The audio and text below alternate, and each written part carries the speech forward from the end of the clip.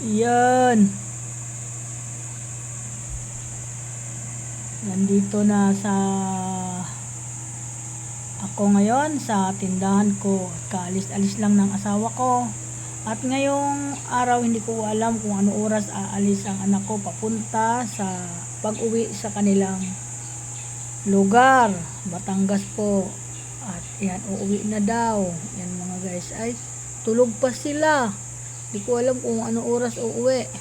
At yan mga guys. So, welcome to my vlog. Magandang umaga po. Sa mga oras na ito na ang aga-aga ko naiinitan guys. Alam mo ba kung nakailan ligo ako kahapon? Nakadalawa po. Bago matulog, nagbuhos ako dahil para akong nililiyaban sa init ng panahon. Yan guys, ngayon ko lang naranasan yan. Hasta ka mga guys, hindi naman ako talagang lamigin akong tao eh. Kahapon lang ako nangyari na lagi akong nagbubuhos ng aking katawan dahil hindi ko kaya yung init. Akala ko, sabi nga nung anak ko, umuwi na ako, sabi ni Mel na baka daw atakihin ako dito sa tindahan dahil nakatirik talaga yung init dito sa aking tindahan. Naiinitan ako kahit na nakatutok sa akin ng electric fan mga guys. Ay di na pauwi ako mga guys. Tapos pag uwi ko ay nagpahinga agad ako sa aking upuan. At ako, sabi ko pahinga lang ako sandali at maliligo ako, sabi ko nga ganun. Yan, naligo agad ako, nagbabad ako sa tubig. Tagal-tagal din ako nagbabad sa tubig, sa totoo lang. Tapos hindi muna ako nagbukas ng tindahan at nakaidlip ako pagkatapos ko maligo sa sarap ng aking pakiramdam. Yan mga guys.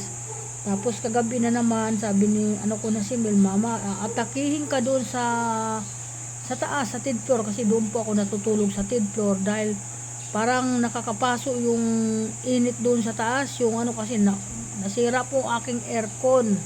Yung po nangyari, wala po ako aircon kasi ang ginagawa ko pag sobrang mainit po sa third floor, pinapalamig ko sandali, pag malamig na po, so papatayin ko na yung aircon at ipapalitan ko na ng electric. Ngayon po hindi ako makapag talaga magpalamig na kahit papaano dahil wala po yung air ko, sabi nung anak ko na si Lani, wag nang ipapagawa yan at papalitan na lang daw niya at hindi ko naman inuobliga din palitan niya yung aircon na yon dahil baka mamaya mainit pa ang ulo ayaw ko, umiwas ako kasi mga pagod din sila, mga naiinitan din sila sa labas. Yan po nangyari, kaya mag-aantay na lang ako kung kailan niya papalitan yung aircon doon sa taas kasi ayaw ko naman po na mangulit para sa aircon. Di bali na lang ako mainitan. Wag lang ma-stress sa akin yung anak ko. Kasi siyempre, nai-stress na rin yan sa minsan, sa mga kasamahan niya, mga tao niya na mga pasaway din. Minsan, ganun. Yun po nangyayari. Kaya okay na ako. Magtitiis ako kung ano man init ang darating sa aking katawan. Maliligo na lang ako. Total, marami naman tubig dito sa aking bahay. Yun po. Mahirap po kung doon sa Batangas yan, laging walang tubig. Doon po, nag-iipon ka lagi ng tubig, sa dami siyempre ang gumagamit. Minsan, mag-aantay ka na naman kung kailan tutulo ang tubig doon. Yan mga guys, kaya another vlog, medyo maganda pa ngayon, hindi pa masyado sumisikat yung araw. Inaantabayanan ko yung anak ko na aalis ngayon.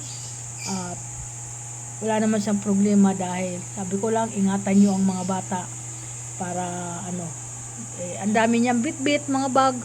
Sabi ko malamang mahihirapan pa kayo, sabi ko gano'n. Wala na, hindi na kaya niya magantay hanggang sa malapit ng pasukan. Sabi ko gano'n kasi gusto na rin daw siya magtinda. Iniisip daw niya yung mga suki niya. Ayan. Kaya okay, welcome to my vlog.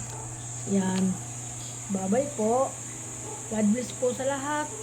Ingat po ang lahat at ingat din ang mga anak ngayon at ang mga apo ko na mga pumapasok sa school. Sa bagay, isa na lang yung pumapasok sa school. Ang aking apo na panganay. Nandito naman sa akin, nagbabakasyon yung isa kong apo na pumapasok sa Quezon City. Nandito sa akin. Kaya medyo nabawasan yung aking pag-aalala. Sabi ko gano'n. At yung dalawa kong apo sa Batangas na nag-aaral, nandito din sa akin, pauwi pa lang sila. Yan mga guys, so welcome to my vlog. I love you so much sa inyo, sa lahat ng mga idol ko na sumisiporta kay Nanay Linda. Maraming salamat sa inyo. Okay, bye-bye po. Ingat po ang lahat. Ingat po, sana po bumaba na po yung gasolina. At ang balita ko, ang aking pakiramdam, bababa na daw po. Sana po magtuloy-tuloy na po at makapaghanap buhay naman po tayo ng maayos. Dahil sa sobrang mahal, hindi na po tayo makapaghanap buhay ng maayos dahil nanghihinayang tayo gumamit ng sasakyan.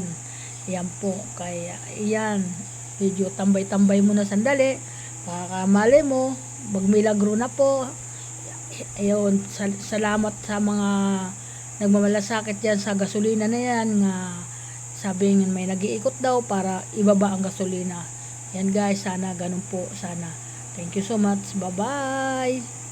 Bye-bye po.